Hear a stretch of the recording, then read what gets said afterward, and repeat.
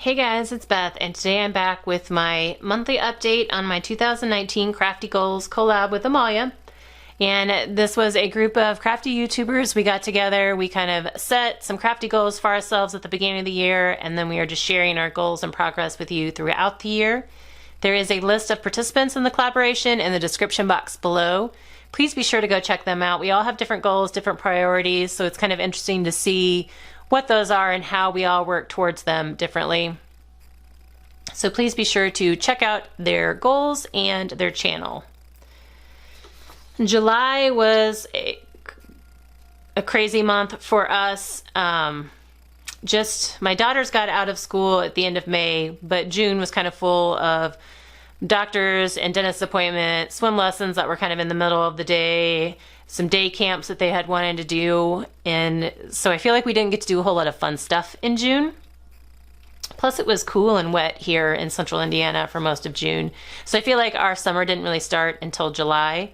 So we packed a whole lot of fun stuff in this month, which was good. You know, it was a lot of fun with my girls, but it just meant that not much got done around my house and not much got done for my crafty goals.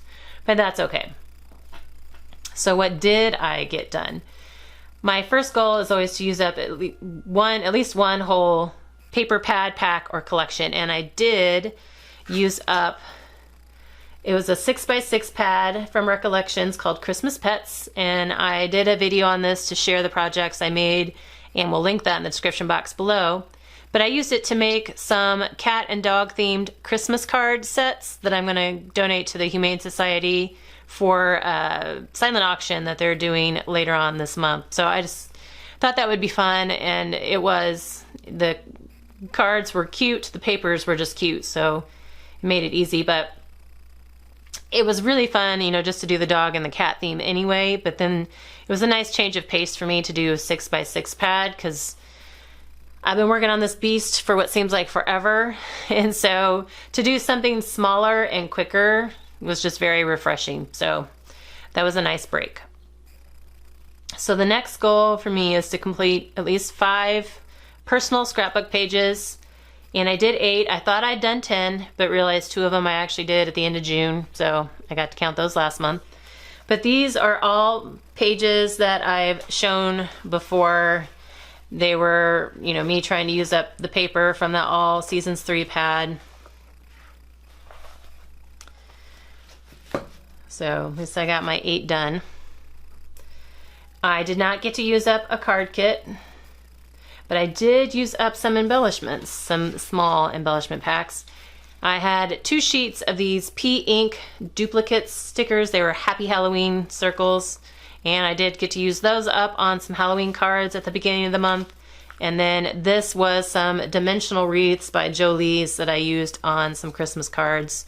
And again, all of that was trying to use up paper from my All Seasons 3 pad. Next was to use or decorate one upcycle item from my stash. I did use a couple Post-it pads. Again, trying to use that paper from the All Seasons 3 pad. This was the school section of the paper. So at least I got to use up 2 pads from my stash. And try one new thing. This is one I added in March, so I've only been tracking it for the last few months. And this was just, you know, I could try one new type of project, one new technique, and this month I did a technique. And it's new to me, not a new concept at all. But I have used stencils before with paint, but I had never tried it with ink before. And these were some little tags I'd made using scraps from this Christmas Pets pad. And this was paper from the pad, and it was kind of a, I don't know, it's like a creamy beige color, and I wanted it to have a little bit of background detail. And so I remembered that I had a paw print stencil in a Scrapping for Less card kit that I haven't used yet. So I pulled it out, and I had wanted like a green pattern. So I pulled out a green ink pad and was trying to use the ink with the stencil, and it wasn't juicy enough at all, so it wasn't coming through on the stencil very well. So then I switched to a brown pad. It was actually distressed ink in walnut, I think, and that worked so much better. So again, I've used it in paint before, but I'd never really done ink, and I know a lot of you think that's crazy, but I guess I've just never had a reason to. But I've gotten a lot of stencils, cute stencils, in my recent Echo Park warehouse boxes. So definitely something that I will try and play with more. And then the last goal on my sheet here is to finish scrapbooking all of my 2012 pictures by the end of 2019 and just kind of check off my progress here. Well, I thought I had done some in the pages that I did earlier this month, but it turns out the ones I was thinking of were the ones that I did at the end of June, so I couldn't count them, so I didn't actually accomplish anything towards this goal this month, which was a bummer, but I know I've done some in the past and we'll just work towards that for the rest of the year. So one of the other topics that we were given for this month was change. Like, how do you deal with change? You know, is there a lot of change in your life? Do you need to change up your goals? And I feel like my goals are okay because when I set them up at the beginning of the year, I knew they were stretch goals. And no, I'm not accomplishing every single goal every single month, but that's okay. Because the point of these was kind of to help me with a bigger goal, which was to use up my stash. And I feel like I have been doing a good amount of work towards that, you know, all year, just in different ways.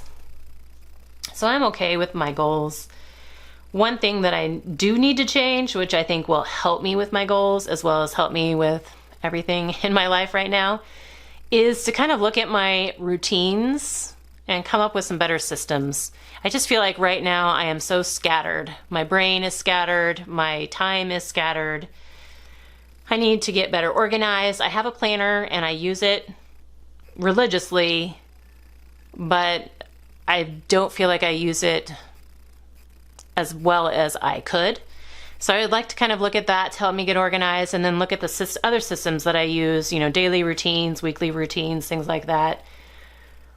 I know that there are things that I do during the day. Like, I try to make the most of my time when my girls are in school, but I know there's still things that I do during that time that aren't really important and I'm not enjoying them, but I do them because I feel like I should be doing them.